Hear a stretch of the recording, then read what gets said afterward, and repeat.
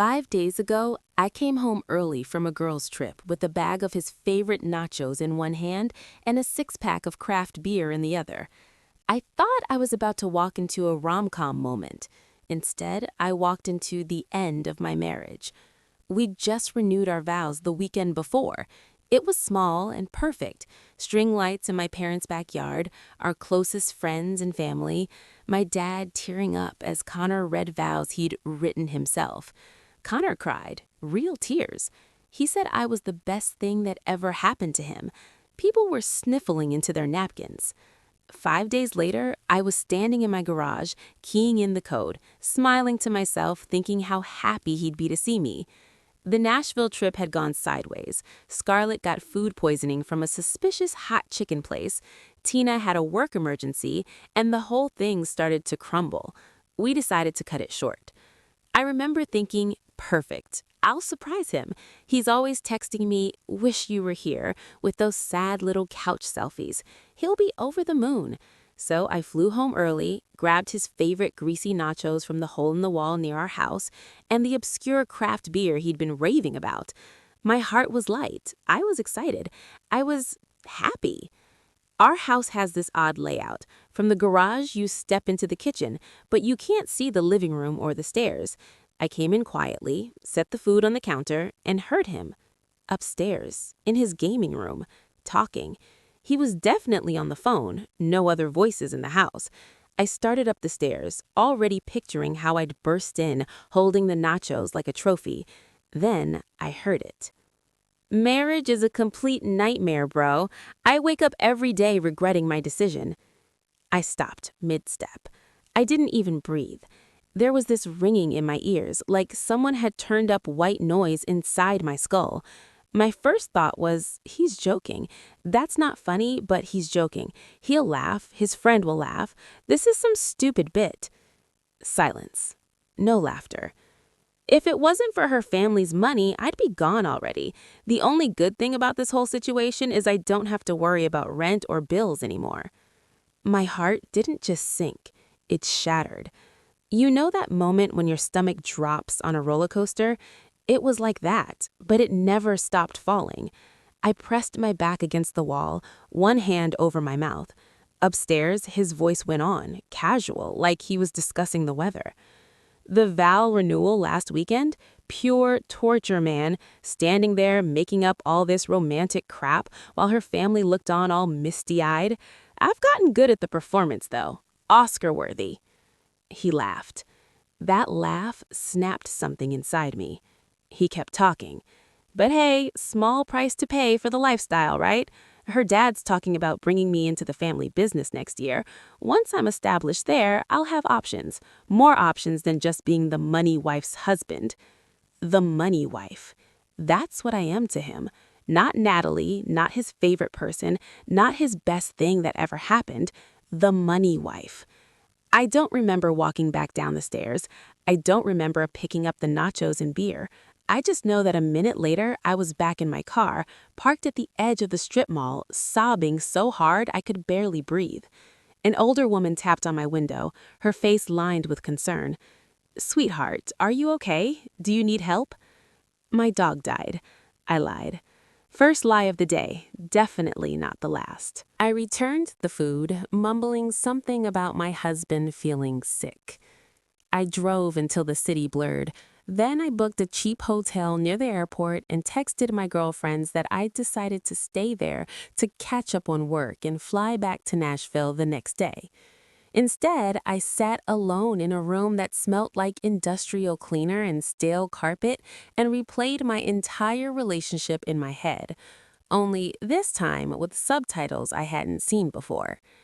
The cheap restaurants he insisted on paying for, the way he resisted when I tried to help with his student loans until I practically forced it, how his ambitions suddenly found traction only after my dad offered connections. Every time he joked that he'd traded up by marrying into my family. I'd always thought he was just being self-deprecating, humble, cute. Now it all sounded strategic. By morning, I'd made 2 decisions. I was going back to Nashville to finish the trip and get my head on straight. I was going to return home at my original time and pretend I didn't know a thing. I needed time. Time to think, to plan, to see how deep the rabbit hole went. So I flew back, plastered on a smile, drank too much wine every night, laughed at brunch, and slowly died inside. 5 days later, I walked through our front door at the exact time he expected, dropped my bag, and kissed the man who described our marriage as a nightmare. "Hey, you," he said, pulling me in. "I missed you so much." I looked into those familiar eyes and wondered what else he'd lied about. For the next 5 days, I slept beside someone who regretted waking up next to me every day, and he had no idea I knew. My name is on the mortgage. His is on the deed. We share joint accounts. That was my first mistake. I started with our finances. Nothing dramatic, just logging in to check the card like I've done 100 times. Except this time, I wasn't looking for a random charge. I was looking for a pattern. I found one.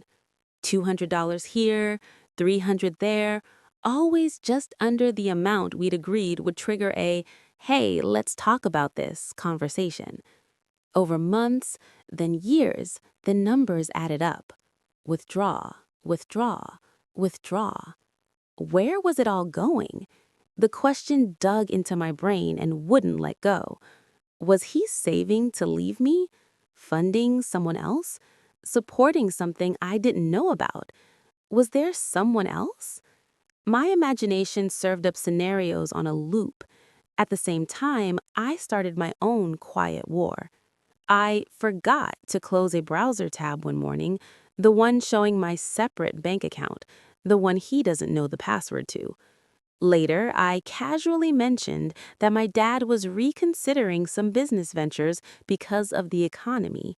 Lie. I started working late, taking more calls in private, laughing with my phone held just out of his line of sight. The bathroom sink had been dripping for weeks. Connor kept saying he'd fix it this weekend. That night, I called a plumber. When the plumber arrived, Connor blinked at him in confusion. "I thought I was going to fix that," he said. I shrugged. "You seemed busy with other things." The plumber charged $85 for a 10-minute fix. I could practically see Connor calculating the wasted money in his head. Good. That afternoon, I left some printed bank statements on my desk, the ones with his withdrawals circled. Not confronted, just placed. Later that day, he called me, and called, and called, 27 times in 1 hour. My phone was in my bag, on silent, while I sat in a conference room feigning interest in a spreadsheet. When I finally called him back, he sounded like he'd sprinted a mile. "Is everything okay?" His voice shook. "With you? With us? With your dad's business?" There it was, the real concern, sandwiched between fake worry about me. "My phone was in my purse," I said calmly. "I was in meetings. Why? Should something be wrong?" Silence. "No," he said eventually. "I just love you, that's all." "I love you too," I lied. After that call, I sat in my parked car and cried for an hour. Not because I wanted him back, not because I wasn't going to leave.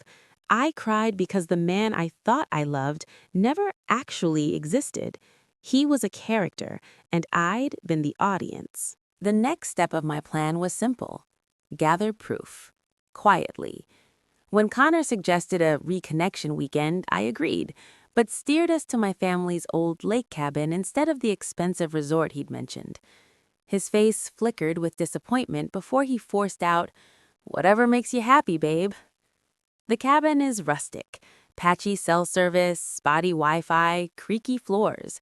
I grew up spending summers there. I love that place. Connor does not. The entire weekend, he was glued to his phone, walking down to the end of the dock where you can sometimes get one bar. Once, I followed silently, stopping just before he could see me. "I'm going crazy out here," he was saying to someone. "I'll make it up to you when I get back. Just stay cool. 2 more years and we're set." My skin went cold. 2 more years? Set for what? When we got home Sunday night, he announced he had to run to Walmart for some work stuff. It's a 12-minute drive. He was gone for over 2 hours. A quick check of our joint account that night showed no Walmart charge, but there was a $60 tab at a bar across town. The next week, while he was at the gym, I did something I never thought I'd do. I went through his nightstand. Tucked under some old chargers and ticket stubs was a cheap prepaid phone, one of those throwaway ones. Locked. But of course, Connor being Connor, the passcode was scribbled on a sticky note and stuck to the back. The phone had one contact saved. Just a letter. D. No last name, no emoji, just D. The message thread was long. I scrolled and took photos. Meetups, money, transfers, mentions of the plan and staying the course. One message from 3 months ago, just 2 more years and we're set. 2 more years. From the vow renewal, that would put set almost exactly at the 5-year mark of our marriage, the point where, under our prenup, he'd be entitled to significantly more. I put the phone back exactly how I found it, sticky note and all. My hands were shaking, but my mind was ice cold. I started a folder in my email. A private account Loretta, my best friend since college, helped me set up.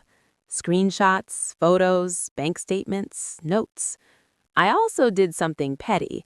I left my iPad open on the couch with a search history that read like a neon sign.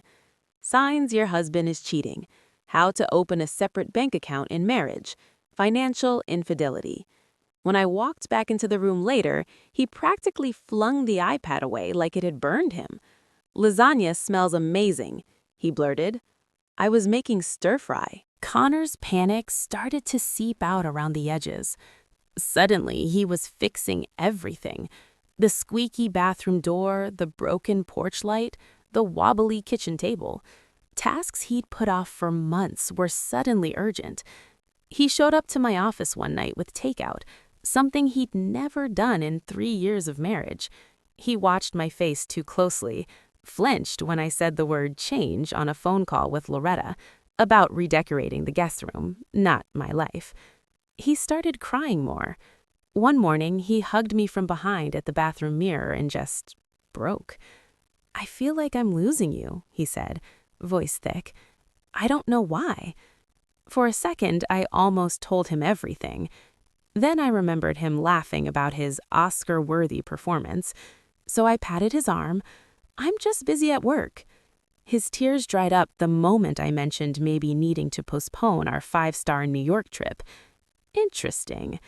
Around this time, he also floated the idea of another vow renewal. For our parents, he insisted, since they couldn't all be at the last one. I tilted my head. What's with the sudden vow obsession? We just did that. He stammered some nonsense about celebrating our love. Translation, he wanted more public proof, more binding optics with my family. Another performance, another scene. I smiled. Maybe next year. Internally, I added, if you're still around by then.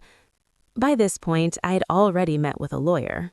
Not my family's lawyer, someone Loretta knew, someone completely outside our social and business circles. She was direct, calm, and thorough. We went through our prenup, our assets, our accounts. The good news, she said, is you do have some protection. The bad news? I asked. She smiled faintly. The better news is if we can show a pattern of deception, entering the marriage under false pretenses, using you primarily as financial leverage, it gives us leverage of our own. So I started laying more ground, quietly moving joint funds into my personal account, never enough at once to set off alarms, locking down my separate accounts with new passwords and verbal verification phrases. I moved my passport, my birth certificate, a few family heirlooms into a box, and took them to Loretta's for an Instagram photo shoot. Another lie. I told my parents. That was the worst part. My dad has always called Connor the son I never had. My mom adored him because he made me so happy. Sitting in their living room, telling them that their beloved son-in-law had married me for my family's money and connections, felt like ripping my own skin off. My dad went red. My mom went white. Dad wanted to confront him immediately. I grabbed his wrist. "Please," I said, "please just let me do this my way." He looked at me for a long time, jaw clenched, then nodded once. The stage was set. It happened over dinner. He'd made this elaborate meal. Candles, my favorite wine, soft music. It reeked of desperation. Halfway through, he put his fork down and took my hand. "I've been thinking," he said, eyes shining, "maybe it's time we start trying for a baby?" I almost laughed. This from the man who'd spent 3 years saying, "Let's wait until I get that promotion," or "once we're more settled financially," or "after the next big project." "Why now?" I asked. He launched into this monologue about realizing what truly matters, wanting to build a family with me, feeling ready. He even choked up. Oscar-worthy, I thought. Out loud, I said, "That's quite a coincidence. I've been thinking about our future, too." Hope lit up his face. "I've been reflecting," I continued, "on our relationship, on honesty in marriage, on what people really want versus what they say they want." He went pale. What do you mean?" he asked, voice thin. "Do you remember your vows at the renewal?" I asked. "How you said meeting me was the best thing that ever happened to you?" "Of course," he said quickly. I meant every—" "That's interesting," I cut in, "because I could have sworn I heard you tell Danny that the vow renewal was pure torture and that you had to make up romantic crap while my family looked on." His hand knocked his wineglass over. Red spread across the white tablecloth like a wound. He stared at me. "When I came home early from Nashville," I said, "to surprise you." He finally found his voice. You completely misunderstood." "Did I?" I asked quietly. "Did I misunderstand you calling our marriage a nightmare? Saying you wake up every day regretting marrying me? Saying the only good thing about it is my family's money?" He opened and closed his mouth like a fish. "That was just venting," he tried. "Everyone says stupid things when they're frustrated. It was a rough patch. I didn't mean—" "Which part? The part where I'm your money wife, or the part where you told Dee in 2 more years you'll be set?" He froze. He hadn't realized I'd found the burner phone. His eyes flicked just for a second toward the hallway where the bedroom was. Got you, I thought. He switched tactics instantly, denial to sobbing apology in 2 seconds flat. He said he'd been scared and insecure and felt like he didn't measure up.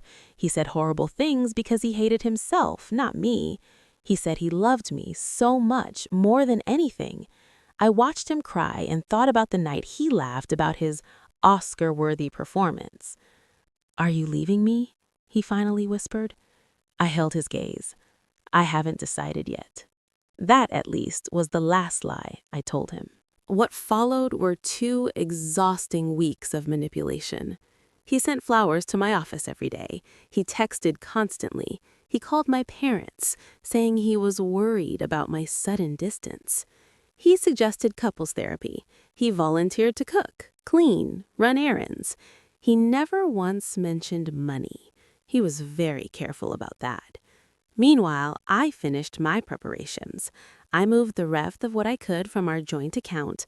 I coordinated with my family's financial advisor, Mr. Bradshaw, to pull Connor from every trust, every account, every future interest he'd been penciled into. I met with my parents privately, explained what I was about to do. My mom cried. My dad's hands shook, but they both agreed. Let's do it. Connor thought the upcoming meeting with my parents and Mr. Bradshaw was about routine trust matters. He was almost excited. This was, in his mind, the next big step in fully securing his place at the table. He even asked if we could go away for a second honeymoon after. "Bali," he said, eyes bright. "Infinity pools, private beach. We deserve something special after all this." "Maybe," I said. "Let's talk about it after the meeting tomorrow." His shoulders dropped in visible relief. He really believed he still had time. We met in my dad's home office at 10 a.m. Me, Connor, my parents, Mr. Bradshaw with his leather folder and quiet, steady gaze. Connor sat beside me, relaxed smile in place. He reached for my hand. I let him take it. Dad didn't waste time. "Connor," he said, voice calm but hard. "Before we get started, is there anything you want to tell us?" Connor blinked. "Tell you? About what? Everything's great." Dad nodded. "All right then." He opened the folder. Inside were printouts of the unexplained withdrawals from our joint account, screenshots of the texts with D about the long-term plan, phone records, notes from my lawyer, and, most damning of all, a neatly typed transcript of that phone call to Danny, the one where Connor called our marriage a nightmare and described me as his money wife. Mr. Bradshaw slid the papers across the desk. "Connor," he said evenly, "we've been reviewing some concerning information." Watching Connor's face change was like watching a building implode in slow motion. Confusion, shock, panic, calculation. He went for the only move he had left. "This is all a misunderstanding," he insisted. "I was going through a rough time. I said things I didn't mean. I love your daughter. I love this family." My mom had been silent until then, shoulders rigid, hands clenched in her lap. She finally looked up. "A rough time," she repeated, voice trembling with fury. "You called our daughter your meal ticket. You laughed about putting on a show for us at your vow renewal. You stole from us, while we welcomed you into this family." He turned to her. "You know me," he pleaded. "You've always known the real me." She actually laughed.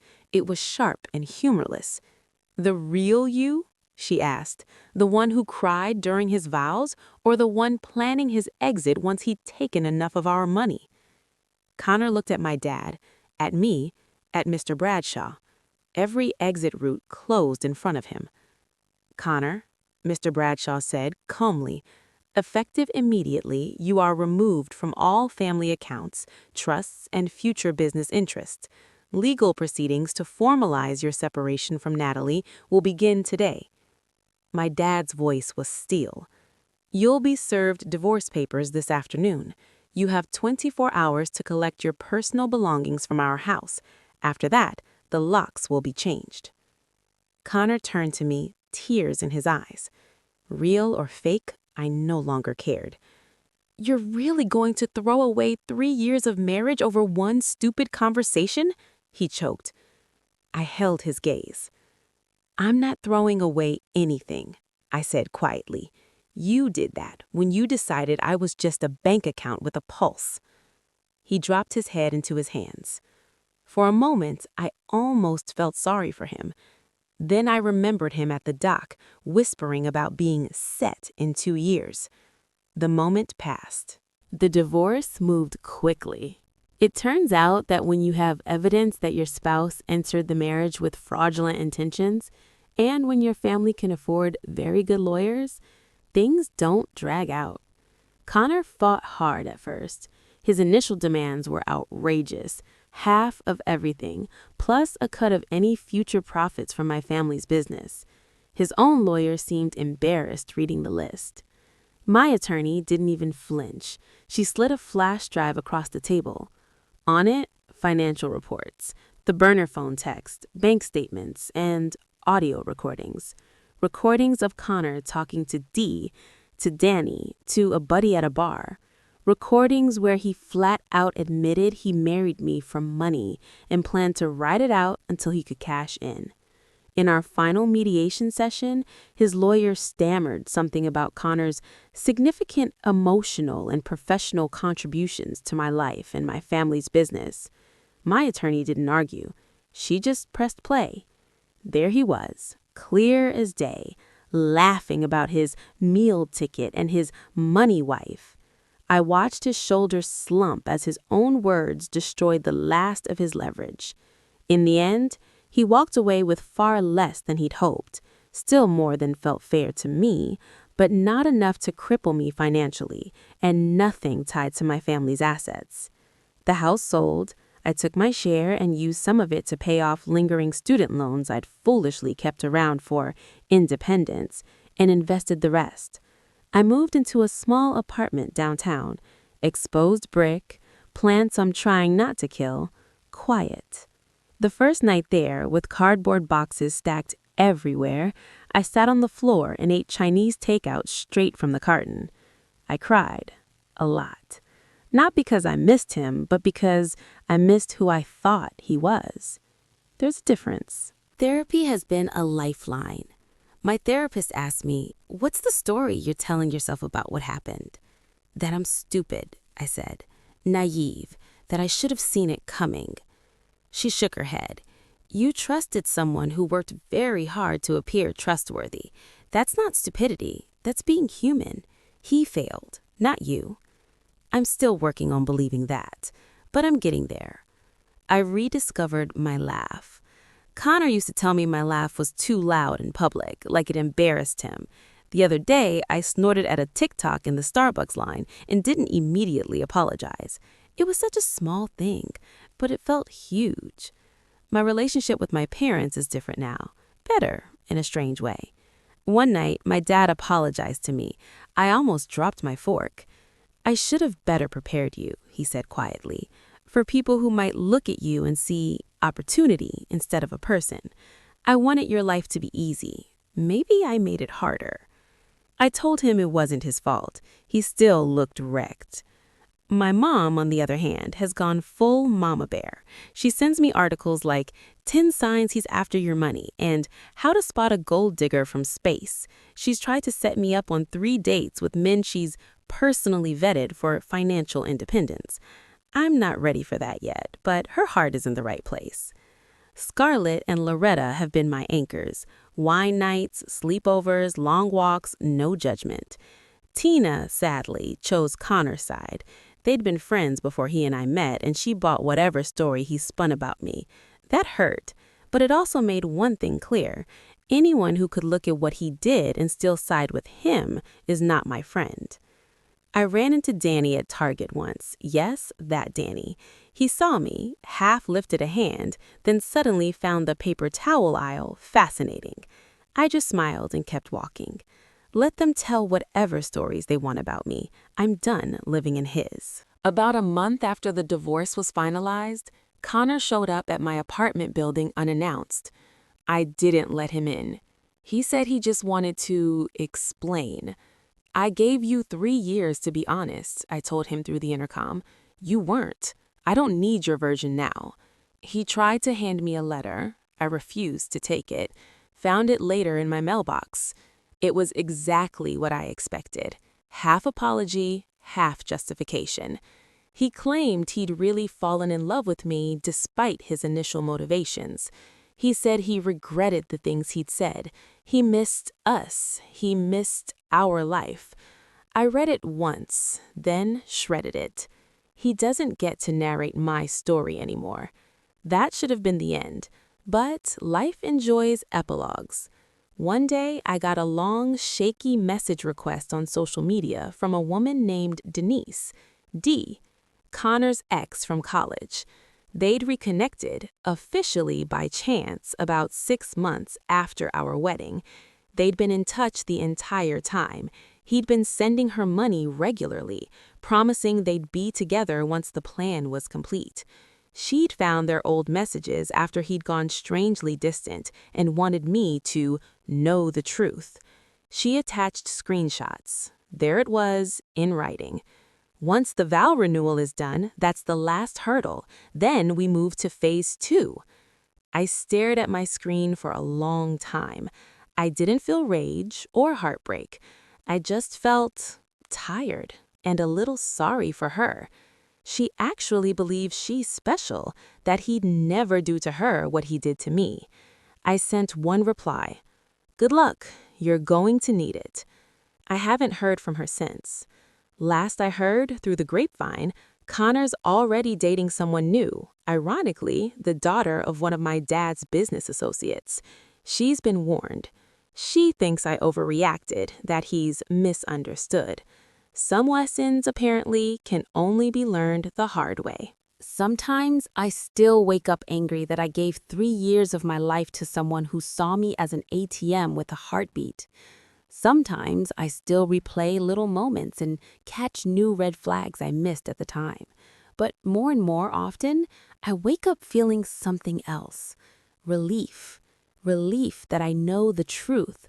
Relief that I got out before 2 more years turned into 10. Relief that every smile in my home now is real because I live alone and I no longer have to doubt the motives behind it. The money wife is gone. My name is Natalie, and this time, the story I'm living is actually mine.